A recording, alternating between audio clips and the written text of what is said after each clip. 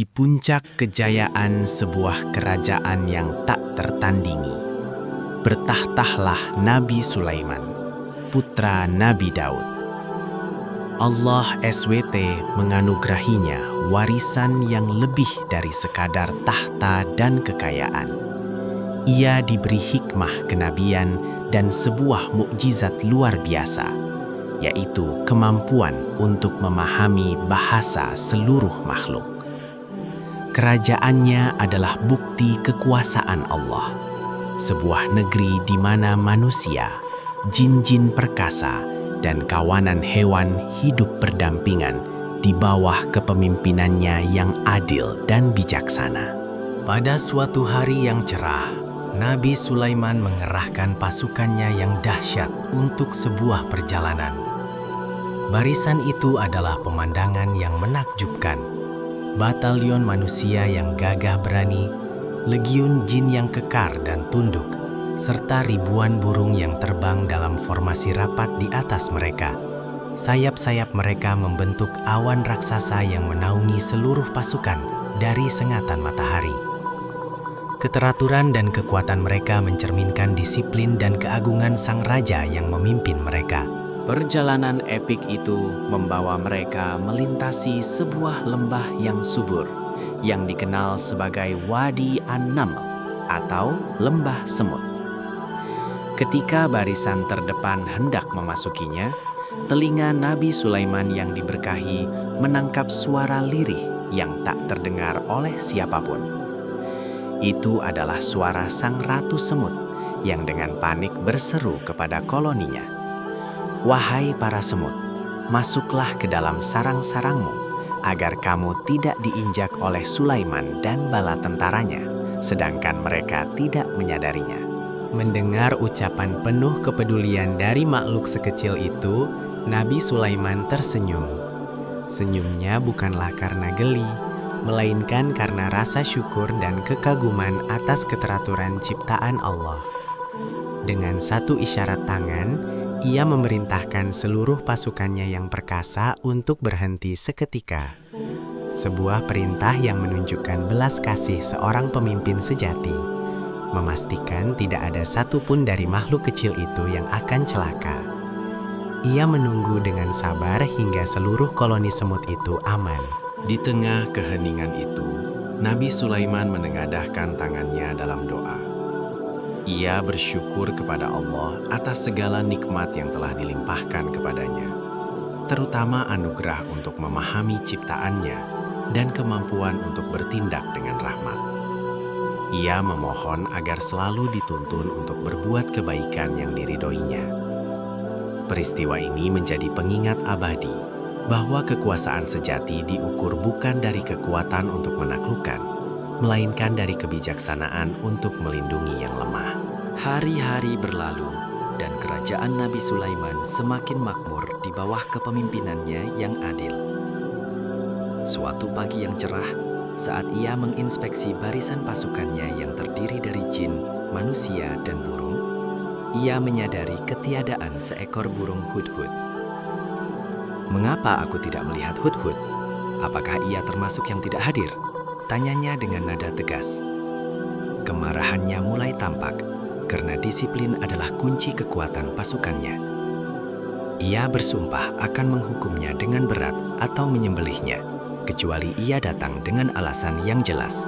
Tak lama kemudian, burung hudhud datang dengan tergesa-gesa.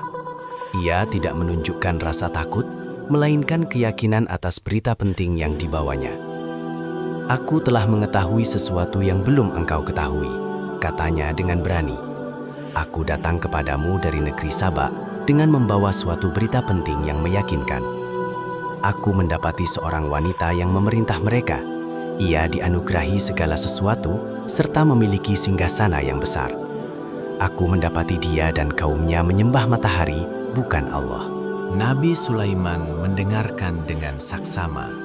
Kebijaksanaannya menuntunnya untuk tidak langsung percaya. "Kita akan lihat apakah kamu benar ataukah kamu termasuk para pendusta," ujar Sulaiman. Pergilah dengan membawa suratku ini, lalu jatuhkanlah kepada mereka. Kemudian berpalinglah dari mereka, lalu perhatikanlah apa yang mereka bicarakan. Surat itu yang dimulai dengan nama Allah yang Maha Pengasih lagi Maha Penyayang adalah sebuah undangan untuk tunduk kepada Allah, bukan kepada dirinya. Di negeri Saba, Ratu Balkis sedang berdiskusi dengan para pembesar kerajaannya ketika surat itu jatuh di hadapannya. Ia membacanya dan terkejut dengan isinya yang agung namun tegas. "Wahai para pembesar," katanya, "sesungguhnya telah dijatuhkan kepadaku sebuah surat yang mulia.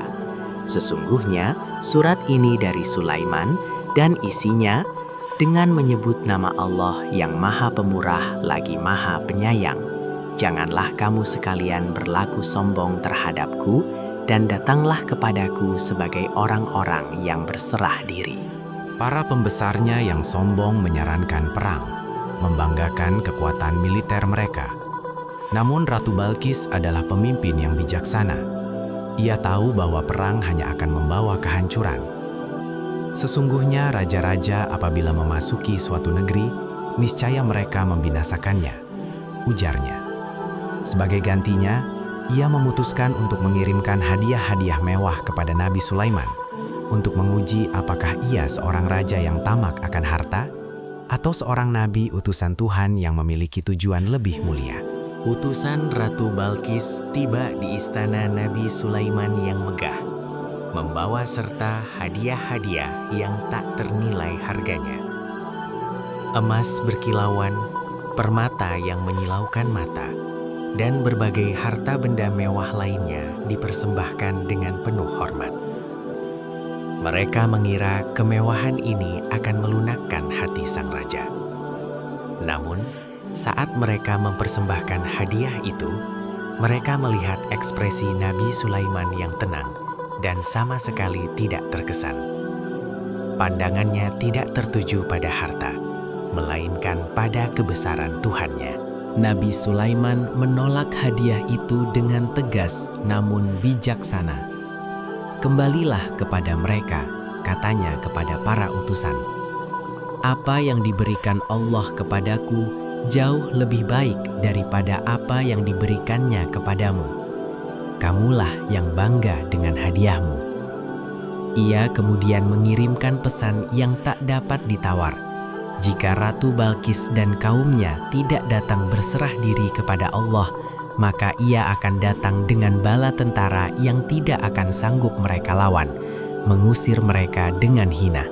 Para utusan kembali ke Saba dan menceritakan segala yang mereka saksikan. Mereka menggambarkan kemegahan kerajaan Sulaiman yang tiada tara, pasukannya yang luar biasa, dan yang terpenting, kebijaksanaan dan keteguhan imannya yang tidak goyah oleh harta dunia. Mendengar laporan ini, Ratu Balkis menyadari bahwa ia tidak sedang berhadapan dengan raja biasa. Dengan hati yang terbuka, ia memutuskan untuk melakukan perjalanan menemui Nabi Sulaiman, bukan untuk berperang, melainkan untuk berserah diri. Mengetahui Ratu Balkis sedang dalam perjalanan, Nabi Sulaiman ingin menguji kecerdasannya sekali lagi. Ia berpaling kepada para pembesarnya yang terdiri dari manusia, jin, dan hewan. "Wahai para pembesar, siapakah di antara kamu yang sanggup membawa singgasananya kepadaku sebelum mereka datang kepadaku sebagai orang-orang yang berserah diri?" Seekor ifrit dari golongan jin dengan angkuh menawarkan diri, berjanji akan membawanya sebelum Sulaiman sempat beranjak dari tempat duduknya. Namun, sebelum ifrit itu bergerak, seorang alim yang memiliki ilmu dari Alkitab berkata, "Aku akan membawa singgasana itu kepadamu sebelum matamu berkedip." Dalam sekejap, singgasana Ratu Balkis yang megah dan berhias permata muncul utuh di hadapan Nabi Sulaiman. Melihat keajaiban itu, Sulaiman tidak menjadi sombong. Ia justru bersujud syukur. "Ini termasuk karunia Tuhanku untuk mengujiku, apakah aku bersyukur atau mengingkari nikmatnya." Sulaiman ingin menguji kecerdasan dan keimanan Balkis, memerintahkan para pengawalnya untuk mengubah sedikit tampilan singgasana itu. "Ubahlah singgasananya," perintahnya. "Kita akan lihat apakah dia mengenali atau termasuk orang-orang yang tidak mengenali." Perubahan kecil dibuat, beberapa hiasan diganti, dan warnanya sedikit diubah. Namun kemegahannya tetap terjaga. Ini bukan sekadar tipuan, melainkan sebuah ujian kebijaksanaan yang mendalam untuk melihat apakah Balkis mampu melihat kebenaran di balik penampilan luar. Tak lama kemudian, Ratu Balkis tiba di istana Nabi Sulaiman yang luar biasa megah. Saat memasuki istana, matanya terpaku pada sebuah lantai yang begitu jernih dan berkilau. Ia mengira itu adalah kolam air yang dalam. Refleks, ia menyingkapkan kedua betisnya hendak menyeberang. Sulaiman dengan lembut berkata, "Sesungguhnya ini hanyalah lantai istana yang dilapisi kaca." Pengalaman ini membuat Balkis tertegun, menyadari betapa hebatnya kekuasaan dan pengetahuan yang dimiliki Sulaiman. Setelah kekagumannya pada lantai kaca, Sulaiman menuntun Balkis ke hadapan singgasana yang telah diubah. "Apakah seperti ini singgasanamu?" tanya Sulaiman dengan tenang. Balkis mengamati dengan saksama, mengenali bentuk dasarnya yang familiar, namun juga melihat perubahan-perubahan yang ada. Dengan kecerdasan yang luar biasa, ia tidak menjawab iya atau tidak secara langsung. Ia menjawab dengan diplomatis, seakan-akan inilah dia. Jawaban ini menunjukkan kebijaksanaannya yang mendalam dan kemampuannya berpikir kritis. Jawaban cerdas Balkis membuat Sulaiman tersenyum. Ia kemudian menjelaskan bahwa pengetahuan telah diberikan kepadanya sebelum Balkis, dan ia telah berserah diri kepada Allah. Melihat bukti-bukti yang tak terbantahkan, surat dari burung hudhud, pemindahan singgasananya, dan istana penuh keajaiban, Ratu Balkis akhirnya menyadari kebenaran. Ia mengakui kesalahannya menyembah matahari dan berpaling dari kebenaran. Ini adalah momen pencerahan yang mengubah seluruh pandangannya tentang dunia dan ketuhanan. Dengan hati yang lapang dan jiwa yang tercerahkan, Ratu Balkis menyatakan keimanannya di hadapan Nabi Sulaiman.